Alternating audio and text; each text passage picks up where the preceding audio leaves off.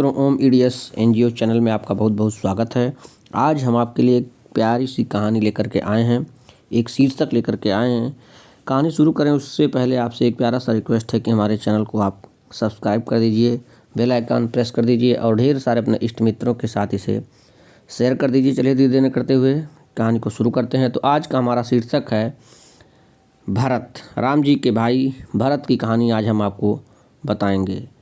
तो यह तो सभी जानते हैं कि राम, लक्ष्मण, भरत, शत्रुघ्न चारों महाराज दशरथ के पुत्र थे। राजा दशरथ के 3 रानियां थीं, कौशल्या, कैकेयी और सुमित्रा। भरत कैकेयी के पुत्र थे। कैकेयी के कहने पर रामचंद्र वन भेजे गए। रामचंद्र के वन जाने के पश्चात राजा दशरथ की मृत्यु हो गई। उसी समय भरत बुलाए गए, जो कि ननिहाल गए हुए थे। भरत उस समय अपने नाना के यहाँ थे। जब उन्होंने सुना कि राम को वन भेजने में उनकी माता का हाथ है तो वह बहुत दुखी हुए। उन्होंने यह सोचा कि लोग सोचेंगे कि सिंहासन के लालच में भरत भी इनमें मिले रहे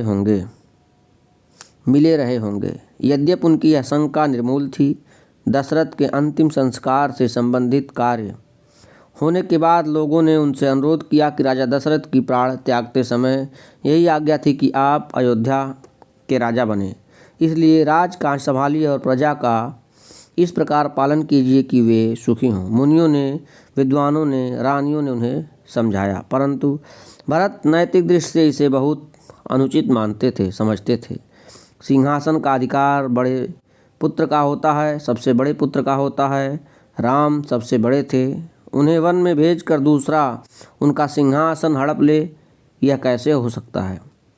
सब लोगों ने यह भी समझाया कि यह तो पिता की आज्ञा है, इसका पालन करना चाहिए। ऐसी अवस्था में सिंहासन पर बैठना अन्याय नहीं समझना चाहिए। किंतु भरत ने उन लोगों की बातें नहीं मानी। बड़े अनुनय विनय के साथ उन्होंने लोगों से प्रार्थना की कि मुझे राम से भेंट करने की आज्ञा दी जाए, और उन लोगों से आज्ञा प्राप्त कर वे श्री रामचंद्र से भेंट करने के लिए वन चले गए। अनेक वन में घूमते, लोगों से पूछते, नदियों को पार करते हुए उस पहाड़ पर पहुँचे जहाँ भगवान राम थे। राम को जब यह समाचार मिला तब सब कुछ छोड़ वे सामने पहुँचे। भरत उनके चरणों में गिर गए। भरत ने जिस प्रकार राम से विनती की, सारा दोष अपने सिर पर मढ़कर जिस ढंग से क्षमा की, वह ऐसे उदाहरण हैं जिसकी तुलना का दूसरा उदाहरण संसार में नहीं मिलता। राम ने कहा, पिताजी की आज्ञा से तुम राज्य पर शासन करो। भरत ने राज्य को स्वीकार नहीं किया और कहा, आपका राज्य है, नियम से, विधान से आपको मिलना चाहिए, मेरा कोई अधिकार नहीं। तुलसीदास ने रामचरितमानस में इसका बहुत मार्मिक वर्णन किया है। भरत के अनुनय विनय के साथ लोगों ने भी रामचंद्र को बहुत समझाया, किंतु वह अपनी बात पर अटल रहे। अंत में जब राम किसी प्रकार नहीं माने तो भरत ने यह आज्ञा मांगी कि आपकी खड़ाऊं सिंहासन पर रखकर राज्य के दायित्वों का निर्वहन करूँगा। राज्य आपका ही होगा, मैं आपका प्रतिनिधि रहूँगा। भरत अयोध्या लौट आए। उन्होंने सिंहासन पर राम की खड़ाऊं रखी और अपना रहन सहन तपस्वी के समान रखकर 14 वर्षों तक राजकाज संभाला। इतने दिनों तक उन्होंने बड़े विवेक, न्याय और धर्म से राज्य किया।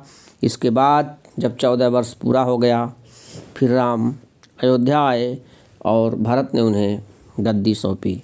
इस प्रकार से मित्रों, भरत जी के जीवन का एक छोटा सा चरित्र हमने आपको सुनाया। इसी प्रकार का चरित्र कहानी सुनने के लिए हमारे चैनल को आप सब्सक्राइब करें, बेल आइकन प्रेस करें और ढेर सारे मित्रों के साथ इसे शेयर करें। बहुत बहुत धन्यवाद। जय श्री राम।